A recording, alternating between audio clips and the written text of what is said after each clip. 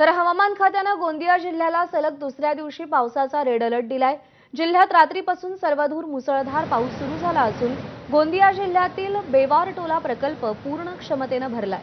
तर इतर धरणांमधून देखील मोठ्या प्रमाणात पाण्याचा विसर्ग सुरू आहे। त्या स्थितीचा आढावा घेतलाय आमच्या प्रतिनिधींनी। पाहूया।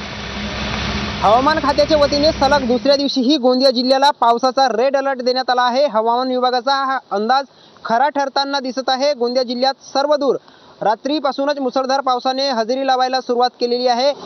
आता सकाळच्या सुमारास देखील पावसाचा जोर वाढल्याचे चित्र आपल्याला पाहायला मिळत आहे। आपण दृश्यांमध्ये बघू शकता, मी सध्या राष्ट्रीय महामार्गावर आहे आणि या ठिकाणी पावसाचा जोर मोठ्या प्रमाणात वाढल्याचे चित्र आपल्याला बघायला मिळत आहे। गोंदिया जिल्ह्याचा जर विचार केला तर रात्रीपासून मुसळधार पाऊस सुरू असल्यामुळे नदी नाल्यांच्या पाणी पातळीमध्ये प्रचंड वाढ झालेली आहे। गोंदिया जिल्ह्याच्या सालेकस्ता तालुक्यातील जो बेवारटोला प्रकल्प आहे तो प्रकल्प ओव्हरफ्लो झालेला आहे आणि वैनगंगा नदीवर बनवण्यात आलेला धापेवाडा बॅरेजमधून जवळपास 15 दरवाजे हे 3 मीटरने उघडण्यात आले आहेत आणि त्याच्यामधून 1,40,000 क्युसेकने पाण्याचा विसर्ग सुरू आहे।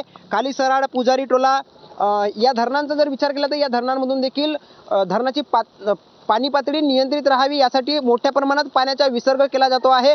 त्यामुळे नदी नाले हे दुथडी भरून वाहू लागले आहेत आणि याच अनुषंगाने जे नदीकाठावरील गावातील नागरिक असतील त्यांनी सतर्क राहावे असं आवाहन गोंदिया जिल्हा प्रशासनाच्या वतीने करण्यात आलेलं आहे।